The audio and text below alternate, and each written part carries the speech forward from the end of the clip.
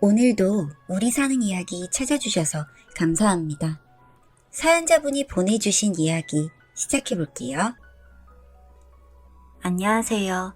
저는 30대 후반에 조금은 평범한 주부입니다. 저는 20살 중반에 작은 회사에 다니게 되었어요.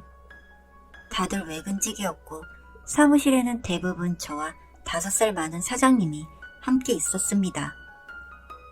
사장님은 젊은 나이에 부모님이 하시던 회사를 물려받은 거라고 들었어요. 외근직을 하시던 분들은 밖에서 식사를 드시는 경우가 많아서 사장님과 둘이서 밥을 먹는 날이 많았고, 그렇게 2년 정도 일을 하다 보니 제법 친해지게 되었습니다. 그러다 회식 자리에서 실수를 하게 되었고 저는 임신을 하게 되었습니다. 처음에는 본인 아이가 맞냐고 계속 되묻던 사장님이 이내 자포자기를 한 것처럼 저와 결혼을 했습니다. 결혼을 하면서도 부끄러웠던 건지 회사 사람들에게는 말도 안 했더라고요. 그렇게 저의 결혼 생활이 시작되었고, 신랑은 한 번의 실수로 이렇게 된 일이라고 하면서 술을 먹고 와서 저에게 몇 번이나 하소연을 했고요. 저도 아이만 아니었다면 이런 결혼 진작 안 했을 거예요. 10달 동안 그 흔한 맛있는 음식 하나 사준 적이 없고 병원 한번 같이 간 적이 없는 사람입니다. 병원에 가는 것도 산후조리원 예약을 하는 것도 오롯이 저 혼자서 해야 하는 일이었거든요. 저희 부모님은 해외에 나가 있었기 때문에 마음으로 늘 걱정하시지만 함께 해주지 못하셨고, 저도 그런 부모님께 걱정을 시키고 싶지 않아서 잘 지낸다고 이야기를 할 뿐이었어요. 제가 아이를 낳고 몸조리를 위해 산후조리원에 나와서 집에 가던 날도 신랑은 데리러 오지 않아서 친구의 차를 타고 집에 갔고, 집으로 돌아가니 술 냄새와 함께 신랑이 모르는 여자와 함께 뒹굴고 있었습니다. 여보, 이게 무슨 짓이야? 오늘이 오는 날이었나? 얘가 내 아들이야? 왜 이렇게 얼굴이 빠았지? 저 여자는 뭐냐고. 이제 하다 여자까지 만나? 실수야. 이번에는 피임 잘했으니까 걱정 말고. 무슨 술집 여자랑 원나잇을 한 건지 신랑은 옆에 있던 그 여자를 발로 툭툭 쳤고, 그 여자는 주섬주섬 옷을 입고는 제가 보는 앞에서 나갔습니다. 아직 신생아라서 모든 게 조심스러울 시기에 아기는 술 냄새와 신랑의 외도 현장을 목격한 거고요. 그것과 별개로 아기가 엄청 울었습니다. 신랑은 아기가 우는 소리를 듣기 싫다고 하면서 집을 나갔고, 나중에는 집으로 도우미를 불러줬어요. 이렇게까지 저를 무시하는 신랑이 결혼을 한 이유는 시부모님이 엄청 무서우시고 손을 중요시 여기는 집안이라 그랬습니다. 부모님이 안 계시는 곳에서 마음 둘 곳이 없기도 했고, 제가 원래 외국에서 커서 한국에는 의지할 사람이 없었거든요. 그래서 차라리 남으로 지내더라도 이 아이 하나만 잘 키워야지 라는 생각을 했고, 그렇게 2년 정도 되는 시간을 홀로 견뎌왔어요. 2년이 지난 어느 날 신랑은 저에게 말하더군요. 요즘 사업이 어려워. 아마 부도날 것 같아. 갑자기 무슨 일이야? 그래서 말인데 우리 위장이혼을 좀 해야 될 것 같아. 이혼이라니 안 돼. 이대로 있으면 곧 사채업자들이 당신이나 아기한테도 위협을 가할 거야. 사채도 쓴 거야? 내가 혼자 사업 확장을 하려다가. 아버님은 뭐라고 하셔? 아빠는 아직 몰라. 근데 내가 이거 2년이면 회복할 수 있으니까 2년만 기다려줘. 저는 멍청하게 신랑의 말을 그대로 믿었고, 그게 아이의 안전을 위하는 길이라고 생각했습니다. 그렇게 위자료나 재산 분할이라고 말할 것도 없이 이혼을 했고, 6개월 뒤 신랑은 다른 여자와 재혼을 했어요.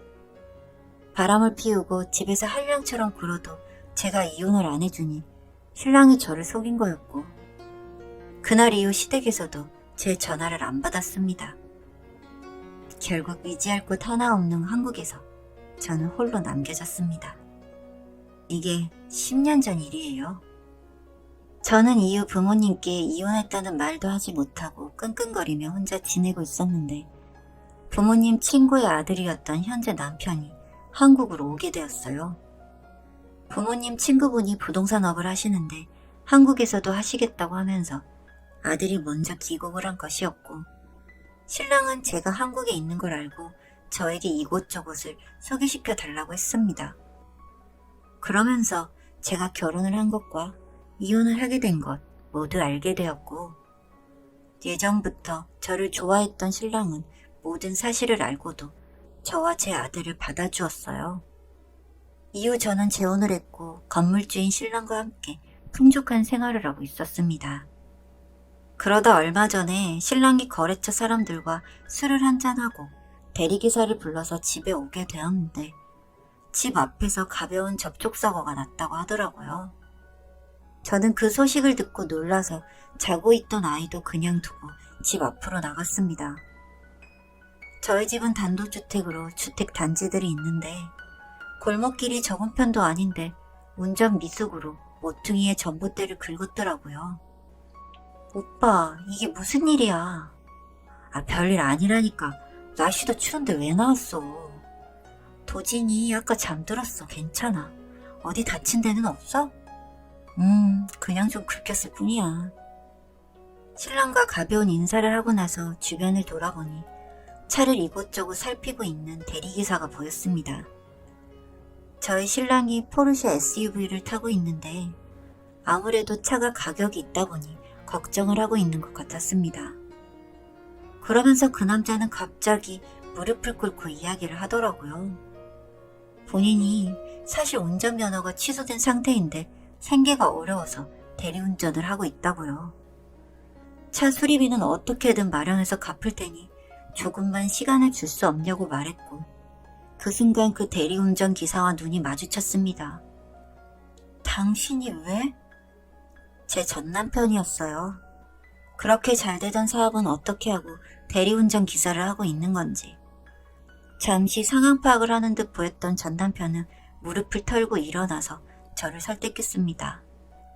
전에 일은 정말 미안하다고 하면서 지금 보니 잘 지내는 것 같다고 하면서 나중에 연락하겠다고 하면서 전화번호만 남기고 도망치듯 사라졌습니다. 전 이렇게 전 남편을 다시 만나게 될 거란 생각을 못해서 얼어 있었고 신랑은 저에게 어떻게 하고 싶냐고 물었습니다. 신랑과 이야기를 해보니 오는 동안 아이들 이야기를 하면서 왔다고 하더라고요. 전 남편은 사업을 하다가 사기를 맞았고 집에는 2살 된 딸아이가 있다고요. 그러면서 저희 신랑과 육아에 관련된 이야기를 했다고 하는데 저는 그 이야기를 들으니 그 결혼 생활 동안 외로웠던 기억이 났습니다. 며칠 후 저는 전 남편에게 연락을 했어요. 사실 이 일을 빌미로 어떻게 복수를 할까 생각을 하기도 했는데 그냥 합의를 하려고 했습니다.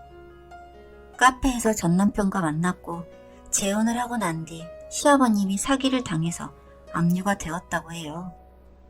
그리고 일용직 일도 하면서 생계를 유지하고 힘들게 살아왔고 최근에 그나마 숨통이 트여서 아이도 갖게 되었다고. 그러니 본인은 불쌍히 여겨달래요. 도진이는? 도진이? 우리의 이름도 기억 못해? 잘 지내고 있지? 좋은 분 같더라. 어찌되었든 본인의 아들인데 이름도 기억을 못하더라고요. 그 순간 속이 역해서 차 수리 내역서를 주고 일어나려고 했는데 그 돈이 없다고 하더라고요.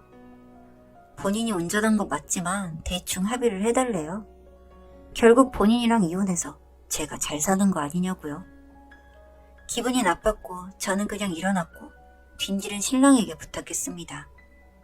그리고 천 단위의 수리 비용이 자존심이 상하기라도 한 건지 전 남편은 며칠 뒤 제 계좌로 수리비를 보냈습니다. 며칠 뒤 재혼했다는 그 여자가 저희 집 앞으로 찾아왔고 저에게 무릎을 꿇으며 사과를 하더라고요. 전 남편에게 이야기를 다 들었다고, 다 잘못했으니 분할로 나눠서 꼭 갚겠다고요. 성질이 불같은 전 남편이 대부업체에 돈을 빌려서 준 건데 이자가 너무 세서 이렇게는 생활이 안 된다고 싹싹 비는데 그 여자는 전생에 무슨 죄가 있어서 그런 남자와 사는 건가 하는 생각이 들었고, 그 또한 본인의 사주팔자라니 생각했습니다. 저와 이혼 후 재혼을 한 그 사람을 보면서 원망을 참 많이 하기도 했지만, 그 여자를 보고 있자니 어쩌면 그게 저였을지도 모른다는 생각이 들었습니다. 그리고 그 여자가 저보다 더 현명하다면 이혼을 하고 그 남자의 곁을 떠나겠죠. 그 여자분께 한편으로는 미안하지만 과거를 지운 남자에게 상처는 없습니다.